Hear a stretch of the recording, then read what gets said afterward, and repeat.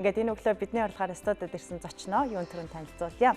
За Монгол Улсын их сургуулийн Европ судлалын техникийн багш Пүрэг Сүрэн энэ өглөө бидний урилгыг авч ирсэн. Танд өглөөний мэнд хүргэе. Сайхан амарсан уу? Сайхан амарсан өглөөний мэнд хүргэе. За урилга аваад шинэ 7 хоногийн эхлүүлээд манай студид ирсэн танд маш их баярлалаа. За урьсанд баярлалаа. За бид 7 хоног бүрийн даваа гарагт улс орны талаар онцлог зүйлсийг үзэгчдэд таны мэдүүл зөвлөгөө өгдөг. За тэр дундаа тэнд очиж амьдрахаар хүсэж байгаа тухайн улсыг сонирхон судалж байгаа хүмүүст илүүтэй хэрэгтэй мэдээллийг бид за магш болоод эрдэмтэд судлаач нараас тодруулан ярилцдаг. Тэгэхээр өнөөдөр бидний сонгон авсан улс бол Испани улс байна. Тэгэхээр бид Испани улсын талаар тухайн улсад очиж ажиллаж амьдрахад ер нь ямар байдгаас гадна аль талаараа илүү хөгжсөн, ямар зүйлээрээ дэлхийд дахин танигдсан, за юуг нь ер нь төдийлөн хүмүүс анзаардаггүй ч гэдэг юм уу. Илүү нарийн бас сонирхолтой зүйлсийг ярилцахаар бэлдсэн. За юун төрөнд Испани улсад жил бүр хүн амаас нэг жуулчид ирдэг гэсэн судалгаа байна. Тэгэхээр Испани улс бол жуулчны төв болох гээд байна да аялал жуулчлалын. Тэгэхээр энэ талаас нь та тайлбарлавал яагаад тэр улс аялал жуулчлалаараа ийм өндөр түвшинд хөгжвөө? Испани бол өөрөө 40 гаруй сая хүн амтай. Тэгээд ковидын өмнөх нөхцөл байдалд шүү дээ. Тэгээд ер нь бол жилдээ 80 гаруй сая жуулчид хүлээж авдаг. Өөрснийхөө хүн амаас даруй нэг дахин илүү жуулч хүлээж авдаг. Ийм аялал жуулчлалын нэлээд өндөр үзүүлэлттэй орон.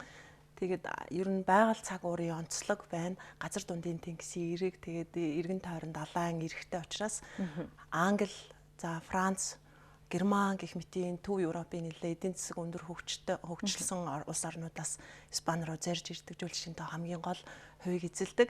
За Испанийн газар нутгийн харьяанд байдаг Майорка, Минорка тэгээд хид хідэн юм арлууд байдаг. Тэгэхээр энэ зөөлөн дулаан уур амьсгал бол ер нь аялал жуулчлалын гол бүс нутаг болдог. За дээрэс нь Испанийн өөрийн түүхэндээ ер нь одоо финикүүдийн, за грекчүүдийн, за мөн Ромын эзэнт гүрний үед бол эзэнт гүрний хязгаар нутаг байсан. Тэгэхээр төдий тэр чинээгээр ингээд худалдааны бас нэлээд томоохон бүс нутгийн бараг төгсгөлийн цэг гэх үү. Тийм учраас ер нь Испаниг зорих, сонирхол бол дэлхийн нийтэд эртнээсээ л нааш байсан гэсэн үг. Худалдаа арилжаа, за цаашлаа байгаль цаг уурын онцлог гэд жуулчдыг татах олон шинжтэнд бүрэлдсэн байна шүү дээ, тийм. Өнөөдөр жуулчдыг хамгийн ихээр татаж байгаа зүйл цаг уурын нөхцөл байдлаас гадна тэнд очиж заавал үзхийг хүсдэг барилга байгууламж эсвэл байгалийн сайхан гэвэл та юуг нэрлэх вэ? За байгалийн сайхны хувьд бол наран шарлагын газрууд угаасаа Испани алдартай. Нарлаг орон, жилийн 4 улиралд нартай, тэгээ зөөлөн дулаан уур амьсгалтай. За мөн нөгөө соёлын олон янз бүр төлбөрүүднийх өвөрмөц түүхэнд нь бол олон одоо умардаас за эсвэл ингээд грек ромын ч гэдэг юм уу соёлын улбаа ихтэй. Тийм учраас барилга байгууламж за ард түмний соёлд хадгалагдаж ирсэн элементүүд гэх мэт ийм зүйлсүүд бол бас нэлээд өвөрмөц. За мөн хоол ундны зүйл бол Испанд их онцлогтой. Эрүүл тэгээд хурдан шингэцтэй, эрүүл мэндэд маш ашигтай сайн гэдэг юм уу ийм төрлийн хоолнууд элбэг байдаг. Ер нь хоолны үндсэн орцсон болдог. Тэгэхээр бас татах зүйлсийн нэг. За Испани хүмүүс ер нь зан характерын хувьд ч гэсэн их найрсаг, зочломтгой арддаг юм. За энэ энэ бол бас нөлөөлдөг. Түрүүний яг та нарын ярианд бас гарч ирсэн. Цаг уурын нөхцөл байдал хүний зан чанар тэгээд ажлын бүтээмжид нөлөөлдөг гэдэг. Тэгэхээр байнгын нарлаг байдаг ийм газар бол хүмүүс их найрсаг, нийтэж тэгээд гадны зочдыг их урайлахан зочилж хүлээж авдаг гэсэн онцлогуд байна л да. Цаг уурын нөхцөл байдал гайхалтай сайхан байгаа учраас тэнд байгаа ард иргэдийнх нь стрессийн түвшин ч гэдэг юм уу аз жаргалын индексээр дахиад дээшлээд стрессийн түвшинд буураад эхлэх нэ. Тэгэхээр гадаадын улс орнуудаас Испани улсыг зорин очиж байгаа оюутнуудын чиг хандлагыг тодорхойлоод үзэхээр ихэнхдээ дандаа тухайн улсын ихтэйд сургуулийн одоо дэлхийд үзүүлэх тэр үзүүлэлт чансаагаас нь илүүтэй цаг уурын нөхцөл байдлыг нь анзаардаг юм шиг. Тэгэхээр Испани улсыг сонгож байгаа оюутнуудын хувьд юуг нь илүүтэй голчлон харддаг юм бэ? За цаашлаад манай Монгол оюутан залуучууд тэнд очиж суралцах боломж хэр байх уу? Аль чиглэлийн бас сонгуул илүү сайн тухайн хүнд өргөөжтэй. За ер нь боловсролын аялал жуулчлал гэх юм уу да тийм ээ боловсрал эзэмших сургалтанд хамрагдах зорилгоор ялангуяа залуучуудын дунд орчин цагт бол ингээд улс орноосоо өөр улс оронд очиж суралцах, энэ туршлага хуримтлуулах энэ чиглэл бол нэлээд их өргөн дэлгэр байна. Европын орнуудын хувьд энэ боломж нь маш их нээлттэй байна. Тэгэхээр Испанд бол ялангуяа агсан түвшний сургуулиудад англи хэл дээр сургалтаа явуулдаг энэ систем бол бүрэлдэж тогтоод нэлээд удсан байна. Энэ бол нөгөө яг гадны аялал жуулч биш боловсролын чиглэлээр аялахын зорилготой одоо чиглүүлээд боловсролын тогтолцоонд авч хэрэгжүүлж байгаа бодлогын үр дүн гэсэн үг хаана л те.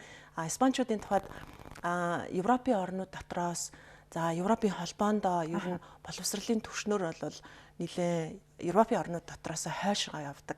Эргэж харах бодлогод нэлээд их байдаг. Гэхдээ англи хэл дээр олгож байгаа магистрийн хөтөлбөрч гэдэг юм уу. Энэ энэ бол яг нөгөө ранк нь өндөр биш гэсэн их сургуулиудад бол нэлээ өргөн хүрээтэй. За мөн хэл сурах чиглэлээр одоо Ибер Америк буюу Испани хэлтэй Латин Америкийн орнуудад үйлдвэр эрхлэх хөрөнгө оруулах зорилготой Европын томоохон бизнесмэнүүд бол хэл сурах сонирхол асар их байна. Тэгэхээр Испани хотуудад бол хэлний сургалт нэлээд одоо олон тоогоороо хамгийн хэрэлттэй сургалт зохион байгуулдаг ийм салбар болж байна да. Испани хэл ер нь сурахад хэр хүндрэлтэй хэл вэ? Манай монгол хэлтэй хэр дөхөн бэ? Үгийн бүтцээрэж гэдэг юм уу? Тэр талаас эсвэл эрс дэс өөр байх уу? За үгийн бүтэц, өгүүлбэрийн бүтэц бол яг ингээ хэв шинж талаас монгол хэлнээс өөр. Яг тэгэхээр энтхэг Европ зүгийн хэл монгол хэлэнд бол байдаггүй юм шинжүүд, өгүүлбэрийн дараалал, за үг холбох арга гэх мэтийн зүйлс бол ялгаатай. Харин монгол хүмүүсийн тухайд одоо монгол хэлний авианы систем, авиалбарын систем тоо их олон авиалбарыг хэлэх боломжид бидний өгүүлэхийн эрхтэн тогтолцоо ингээд тассан ажиллаж чаддаг учраас дуудлагын хувьд бол испани хэлийг сурахад нэг асуудал гардаггүй. За испани хэл сурахад анхаарах зүйл гэвэл их та баялаг, үгийн сантай, найруулгын хувьд бол нэлээд их олон үгнээс одоо яг өөрийнхөө гаргах гэсэн сэтгэл хөдлөл, эмоц, эсвэл нюанс, нарийн утгуудыг гаргаж илэрхийлэх юм үгийн сонголтыг хэлбэхтэй энэ талаас бол нөгөө англи хэлтэй жоохон харьцуулахад арай илүү өвөрмөц. Тэгтээ их улам сонирхолтой болж ийн гэсэн. Ер нь бид нэр одоо 2003 оноос хойш Монгол Улсын их сургууль испани хэл зааж байна. Сургалтад бусад хэлтэй харьцуулахад гэх юм уу нэг тийм онцгой хүндрэл энэ төр бол хажиглагддаггүй. Монгол хүн бол маш сайн амжилттай суралцах бүрэн боломжтой. Манай монголчууд ер нь гадаад хэлний их авьяастай ард түмэн шүү дээ, тэр дундаа испани хэл сураад испани улсыг зорин очиж сурвал тэнд цагуурын нөхцөл байдлаас гадна бас олон юм боломж байх нэ гэж испани хүмүүсийн онцлогийг яриа л да тий. Тэд ер нь юун дээр илүү голчлон төлөрч юуг чухалчилж үздэг, юуны төлөө амьдардаг ард түмэн юм бэ? Цаашлаад гендерийн тал дээр ихээхэн анхаарал хандуулдаг гэж сонсож байлаа. Энэ тал дээр та юуг онцлох вэ? За, испани хүмүүсийн харилцааны онцлог бол ер нь за хамгийн түрүүнд нээлттэй. Тэгээд үзэл бодол, байр суурь энийг ол их чөлөөтэй илэрхийлэхтэй бас их ер нь дадамгай. За энэ талаасаа ер нь одоо түүхэндээ дипломат арга замаар түүхэнд олон үйл явцуудыг давж сөрж гарч ирсэн ч гэдэг юм уу. Гэх мэтийн даваа чанарууд байна. За түрүүнд бидний ярианд гарсан испанчуудын энэ амьдралын хэв маяг бол ер нь их стрессээс ангид тэгээд аль асуудалд их тайван хүлээцтэй хандах нэг ийм зан чанарыг бас нөлөөлдөг юм уу. Гэхдээ яг ингээд яг өдөр тутмын харилцаанд харахад болохоор испанчууд их хурдан ярьдаг. За нэг талаасаа захирангуй өнгө аясаар ярьж байгаа юм шиг ажиглагддаг боловч энэ яг ярианд хандж байгаа хүмүүсийн хандлага бол чин сэтгэлээсээ байдаг. Ямар дүр эсгэх ч юм уу өөртөө нэг ашигтай байдлаар шийдэх зорилгоор ханддаггүй ингээд илт өгдөг учраас испани хүмүүстэй нөхөрлөх, за испани оронд хөрөнгө оруулах гэх мэтийн сонирхол бас яг энэ үндэсний зан чанар нөлөөлдөг ханалтай.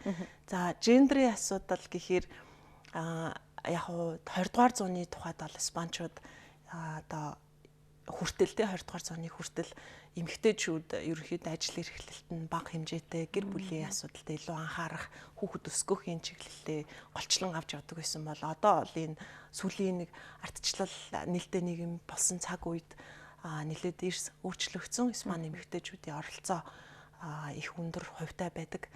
За тэгээд испани эмэгтэйчүүд ер нь бол бас их дайчин тэгээд одоо тийм ер нь л их чин сэтгэлээсээ асуудалд ханддаг давуу тал нь болдог доо. Сүүлийн асуулт ер нь Испаниас манай Монголд нутагшуулах ч юм уу? Эсвэл яг юуг нь бид авбал хэрэгтэй байна өнөөдрийн нөхцөл байдал? За шууд нутагшуулах гэхэд испанчууд сүүлийн нэг 10 жилийн хугацаанд өндөр технологи, инновацийн чиглэлд бол маш их анхаарч байна. Тэгэхээр энд одоо банк санхүүгийн салбар ч юм уу, үйлчилгээний салбар ингээд ер нь нэлээд гадаадын хөрөнгө оруулалтыг их татах зорилгоор бодлого боловсруулсан учраас өөрсний үндэсний хөрөнгө оруулагчдын байр суурьд баг жоохон доошлсон байсан. Тэгэхээр энийг нөхөх, за мөн боловсролд гарч байгаа доголдол, за нөгөө аялал жуулчлалын салбарын ч гэсэн эргүүлээд ингээд зүүн өмнөд Азийн орнууд одоо аялал жуулчлал илүү төрж гарч ирж байна шүү дээ. Тэгэхээр бас энэ чинь эрсдэл дагуулж ийн гэсэн үг. Тэгэхээр энэ бүхнийг нөхөх зорилгоор урьдчилан харж байгаа зүйл бол инновацийг ер нь хөгжүүлэх тал дээр маш их анхааралтай хандж байна. Тусгайлсан яам байгууллагын энэ ажиллагаанд судалгаа шинжилгээний чиглэл рүү их орж ийн гэх мэт ийм зүйл бол сонирхолтой харагддаг. За маш их баярлалаа. Богино хугацаанд Испани орны талаар хэрэгтэй зөвлөгөө мэдээллийг өгсөн гэж найдаж байна. Үзэгчид бас бидний ярилцлагаас хэрэгтэй зүйлсийг мэдэж аваад энэ улсын талаар илүү их судлах боломж бол техник технологи өндөр хөгжсөн интернет орчинд бүх мэдээлэл тархсан энэ үед бол бүрэн байгаа. Тэгэхээр та бүхэн энэ улсыг сонирхон судалж байгаа бол илүү өөрсдийнхөө хүрээнд судлахаас гадна за бүрэн сүрэн багштаас холбогдож зөвлөгөө авах боломжтой юм шүү. За танд баярлалаа. Цаг зав гаргаж ирсэнд ажилд нь хамжилт хүсье. Баярлалаа.